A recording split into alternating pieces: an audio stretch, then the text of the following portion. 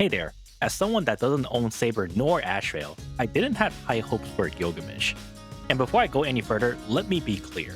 I do not recommend getting Gilgamesh if you don't have Saber, unless you have a very good reason to do so, and that you know what you're getting yourself into.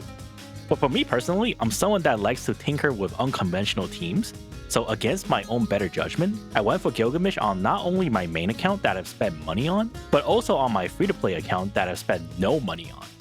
And again, no Saber in sight for either of those accounts.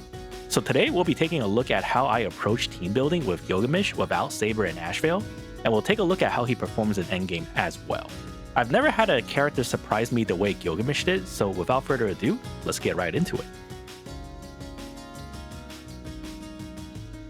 Now, if you're like me and you don't have Saber nor Ashveil, the first thing that you probably thought about is to run Gilgamesh as a main DPS, and that's exactly what I did. After trying out a few different team combinations, I ended up with Mortonak's Blade, Ribby, and Huohuo as my favorite team combination with a sustain. Gilgamesh is capable of some very impressive damage per screenshot nukes with his ultimate, even at E0S1, but his main limitation has to do with how long it takes to get his ultimate charged up in the first place. And because it takes so long, you also want his ultimate to hit as hard as possible, so you also want to give him the best sources of damage amplification available. It just so happens that Mortonak's Blade does a lot of these things well. He's the best generalist support currently available, and if he has the teammates available to contribute hit frequency, he can also have a steady ultimate rotation himself. This is important because it not only helps funnel energy for Gilgamesh, but it also allows Mortonak's Blade to contribute some damage in between Gilgamesh's own ultimates. The last thing you want to happen is to be forced into using Gilgamesh's ultimate on a bunch of enemies at low health, so the damage contribution from his teammates is more important than you might think. And if we're adding Mortonak's Blade to the list, given that this is a team with a sustain, it would be best to pick our remaining two allies that can work together the best. And naturally, that led to Huohuo and Tribby. Huohuo gives everyone energy, which is pretty huge. Everyone on the team can take advantage of it, and because of how Huohuo can use her ultimate right after her very first turn, it also lets my Mortonak's Blade and Tribby use their ultimates early on as well, so that I can expect the most amount of damage for Gilgamesh right away. Tribby launches follow-up attacks for Mortonak's Blade's hit count and provides rare buffs including true damage, which gets even better if you have her E1. Overall, on my free-to-play account with a 6 cost investment, including E0S1 Gilgamesh himself, I was able to get some very impressive numbers from my Gilgamesh's ultimates, even in Anomaly Arbitration.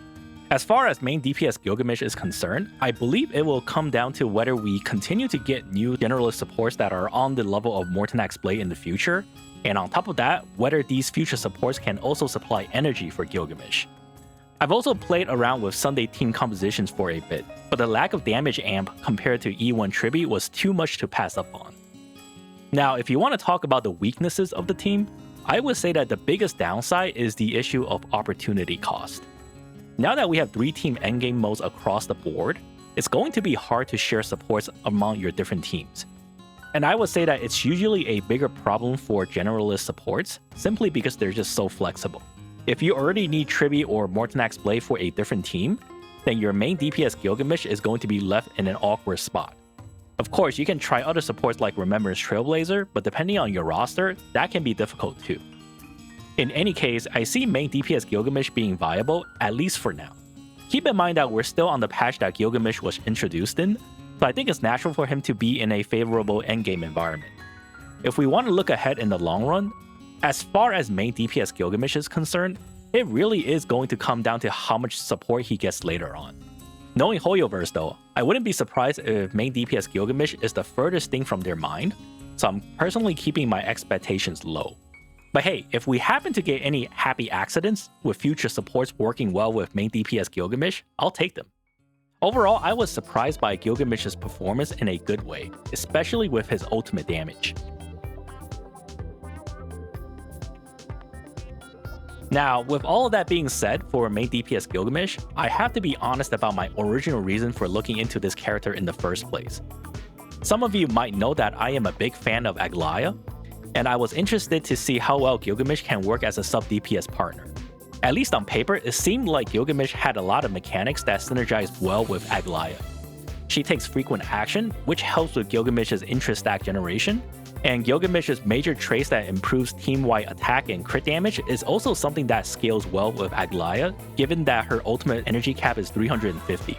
This means that Aglaea can get the full 120% attack and crit damage buff out of Gilgamesh's trace.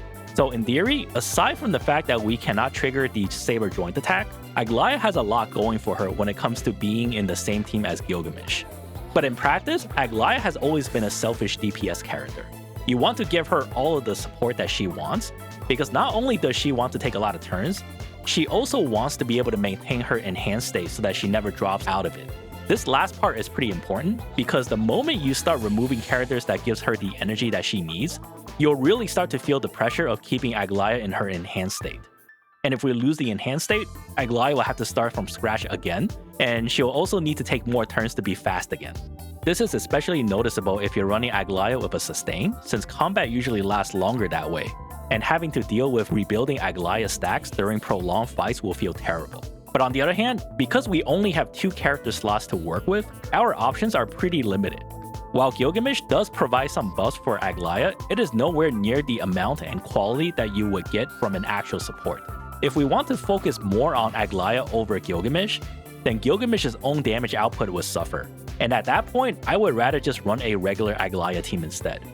From my own observations, the best case scenario would be to run a sustainless team and pick up a character that fills most of what Aglaea needs, as well as another support that can buff both Aglaea and Gilgamesh at the same time. Personally, as you can see in the background footage, I've had some pretty good results with vertically invested Cyrene and Mortonak's Blade.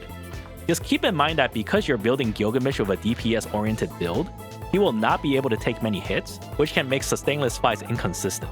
At the end of the day, I mainly see Gilgamesh as a luxury option in the context of Aglaea teams, and I wouldn't go out of my way to get him solely for Aglaea, unless you just really like to mess around with different team compositions.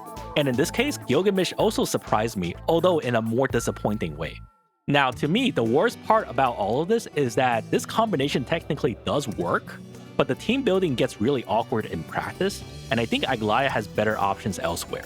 Hoyoverse definitely does not want to make things easy if you try to go against their intended designs. Nevertheless, this is not going to stop me from digging into alternative team compositions going forward. Well, at least not for the characters that I'm interested in.